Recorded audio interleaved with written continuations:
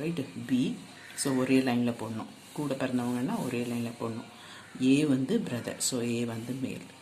C is A's mother, so இது girl.